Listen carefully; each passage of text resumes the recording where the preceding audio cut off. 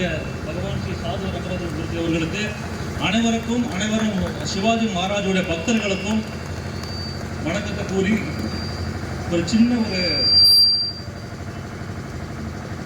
செய்தி என்றால் 19ஆம் தேதி 2வது மாதம் 1630 வருடத்தில் சிவநேரி ஒரு மகாராஷ்டிரா கிராமத்தில் ஜீஜாபாயுடைய தம்பதிகளுக்கு சமர்த்த ராமதாசருடைய சீடர்னு சொல்ல சமர்த்த ராமதாசருடைய பக்தர் ஆக இந்த சமயத்தில் ஒரு தகவல் என்றால் இந்த விழாவுக்கு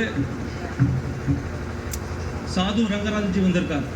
சாது ரங்கராஜி ஸ்ரீ பாரத் மாதா Gurukula Mandiram Ashramam, Yogiram Suratkumar Ideological Research Centre, Sister Nivedita Academy, Sri Bharat Mata Mandir, Sri Guruji Golwalkar Hindu Research Centre, Srinivas Nagar கிருஷ்ணாபுரம்லிருந்து நமக்கு இந்த விழாவில் காரணமாக இருக்கக்கூடிய அனைவருக்குரிய குருஜி அவர்களுக்கும் மிக்க நன்றி என்று இந்த சமயத்தில் நன்றியை தெரிவித்துக் கொள்கிறோம்.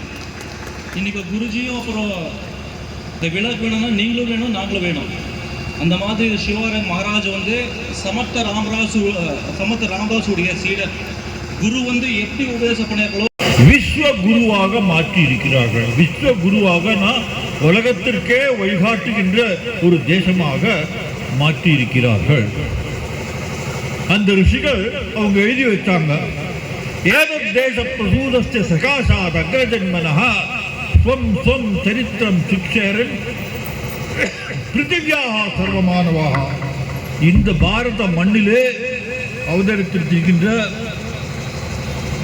மகான்கள், அக்ரஜன்மனஹா என்றால் பெரிய மகான்கள் ரிஷிகள், அவர்கள் காட்டிய பாதையிலே உலகத்தில் இருக்கக்கூடிய அனைத்து மக்களும் தங்களுடைய வாழ்க்கையினுடைய லட்சியம் என்ன என்பதை உணர வேண்டும். நாமெல்லாம் இந்த மண்ணில் பிறந்திருக்கோம்.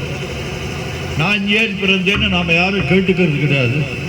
ஏதோ பிறந்தோம், இருக்கிற வரைக்கும் சந்தோஷமாக இருந்துட்டு போகிற டயத்தில் போனோம் அப்படின்ட்டு இருக்கோம். ஆனால் நான் ஏன் பிறந்தேன் அப்படிங்கிற அந்த கேள்வி கேட்டவன் தான் முமுட்சு. லட்சியம் என்னென்ன, வாழ்க்கையினுடைய லட்சியம் என்ன? நல்ல உத்தியோகம் பார்க்கறது, காசு சம்பாதிக்கிறது, சொத்து சேர்க்கறது, பெரிய பேர் புகழ் ஏற்படுத்திக் கொள்வது, அதுவும் வாழ்க்கையினுடைய லட்சியம். புல்லாய் புல்வாய் பல கோடி ஜென்மம் எடுத்து பகுகுணாம் ஜென்மனாம் அந்தரே நரஜன்மா. இந்த மானிட பிறவி நமக்கு கிடைக்கிறது. இந்த மானிட பிறவி நமக்கு எதுக்காக? நிலையிலிருந்து நான் இறைவனுடைய நிலைக்கு போக வேண்டும். நான் சாதாரண மனுஷன் அப்படிங்கிற அந்த உணர்வை விட்டு அகம் பிரம்மாஸ்மி, அந்த இறைவனே நான் தான் வேண்டும். அதற்கான பாதையை காமிச்ச ரிஷி முனிவர்கள் அந்த லட்சியத்தை அடைய வேண்டும். அந்த லட்சியத்தை அடைய வேண்டும்னா என்ன பண்ணணும்னா, இந்த உலகாயுத பற்றுகளில் இருந்தெல்லாம் விடுபட்டு உள்முகமாக திரும்பி தானம், தியானம், தாரணா, சமாதி போன்ற வழிகள் மூலமாக அந்த இறை நிலையை நாம் அடைய வேண்டும்.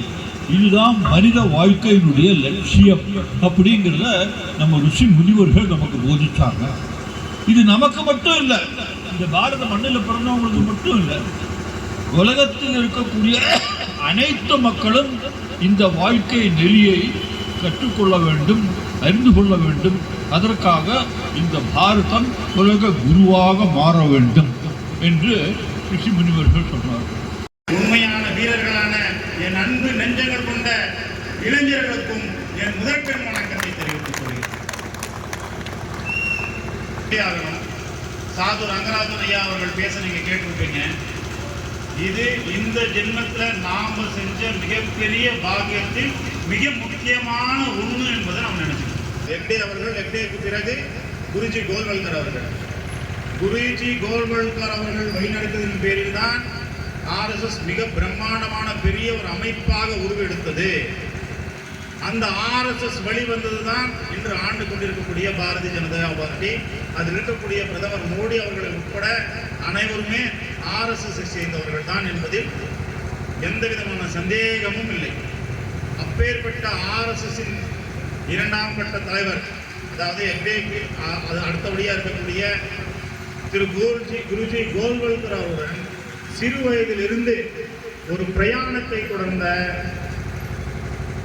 போன தடவை மீட்டிங்ல நற்பவி சுரேஷ் சொன்னார், குருஜி கோல்வல்கர் அவருடைய மூச்சை ஐயா சாது ரங்கராஜன் ஐயா வாங்கியிருக்கார் உள்ள. இன்னைக்கு அவர் மூச்சை நாம வாங்கிட்டு இருக்கோம். இது எப்பேற்பட்ட கொடுப்பனை! இந்த நிமிடம் அவர் நம்முடன் இருந்தார். இன்னைக்கு இப்போ இந்த சின்ன கூட்டத்துக்கு வர வேண்டிய அவசியம் அவருக்கு கிடையாது. அவர் வரும்போது தான் சொல்லிட்டு இருந்தார் நற்பவி திரு கே சுரேஷ் அவர்கள் ஒரு ஃபோன் தான் பண்ணாரு. எப்பேற்பட்ட கோயில் எல்லா இடங்களிலும். நாங்கள் அயோத்தியா போயிருந்தோம், அவரை பற்றி சொல்லி ஆகணும், அதுக்காக சொல்கிறேன். அயோத்தியா போயிருந்தோம். அயோத்தியாவில் மிகவும் விவிஐபி தரிசனம் கிடைச்சது எங்களுக்கு. யாருமே உள்ளே உட்காந்து அயோத்தியா கோயிலுக்குள்ளே உட்காந்து யாகத்தை பண்ணியிருக்க மாட்டாங்க, அங்கே இருக்கக்கூடிய மந்திரிகள் முதலமைச்சர்கள் இவர்களை தவிர. அதே இடத்தை எங்களுக்கு கிடைச்சது இந்த இறைவன் கொடுத்த ஒரு பிச்சைன்னு சொல்லுவேன். அந்த இடத்துல போய் யாகம் பண்ணிட்டு இருந்தோம். யாகம் பண்ணிட்டு இருக்கும்போது மொபைல் அலோடு கிடையாது. வெளியே வந்தேன். வெளியே வந்தப்பறம் அங்கே ஒரு சிட்டிங் ஏரியா ஒன்று இருக்குது.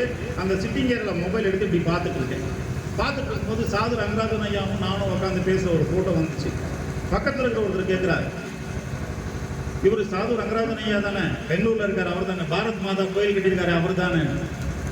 இப்பேற்பட்ட ஒரு விஷயம் பெங்களூரில் சாது ரங்கராஜன் ஐயா இருக்கிறான்ற ஒரு விஷயம் அங்கே இருக்கக்கூடிய அயோத்தியாவில் இருக்கக்கூடிய ஒருவருக்கு தெரிந்திருக்கிறது என்றால் அவருடைய 87 வயது ஐயா,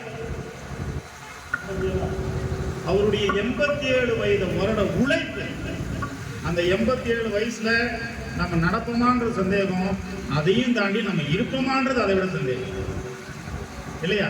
ஆனா 87வது வயதுல இந்துத்துவத்தை பத்தி மேடை ஏறி கர்ஜனை செய்து அவர் சொன்ன ஒவ்வொரு வார்த்தையும் அவ்வளவு ஆணித்தனமாக இருந்தது, மிகவும் தெளிவாக இருந்தது.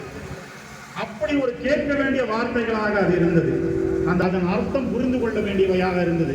இந்த தருணத்தை நமக்கு கிடைக்கப் பெறுவதற்கு காரணமாக இருந்த நற்பவி சுரேஷ் அவர்களுக்கு மற்றும் ஒரு முறை என் மனமான நன்றிகளை தெரிவித்துக் கொண்டு, இன்னைக்கு சத்ரபதி சிவாஜி ஜெயந்தி விழாவுக்கு ஐயா நீங்க அதை பார்க்கல, சத்ரபதி சிவாஜியை ஒரு வண்டி மேல வச்சு முதுகுல அழகு குத்தி அந்த அழகு வழியில இழுத்துட்டு வந்தார். தன்னுடைய நாடி நரம்பு துடிப்பு எல்லாம் எந்த ஒருவனுக்கு இந்துத்துவமாக மாறி இருக்கிறதோ, இந்துத்துவம் ரத்தம் உடம்பில் ஓடுகிறதோ அவனுக்கு வருகின்ற சிந்தனை தான் அது. அப்பேற்பட்ட இந்துத்துவவாதி திரு சிவா அவர்களை மனதார பாராட்டுகிறேன். அது மட்டுமல்லாமல் இந்த சத்ரபதி சிவாஜி விழா துவங்குவதற்கு பாலா அவர்கள் சொன்னார், எந்த வருஷம் யார் பண்ணாலும் குருஜி முரளிமோகன் அவருடைய பங்கு இல்லாமல் இருக்காதுன்னு. ஆனால் இதை ஆரம்பிக்கிறதுக்கு காரணமாக இருந்தவர் சத்ரபதி சிவாஜி அவர்கள். அந்த சத்ரபதி இல்லை, இன்னொரு சத்ரபதி இருக்காரு, இந்த சத்ரபதி சிவாஜி அவர்கள்.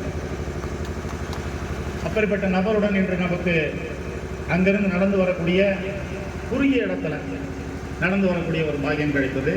அதே போல பாலா அவர்கள் சொன்னார்,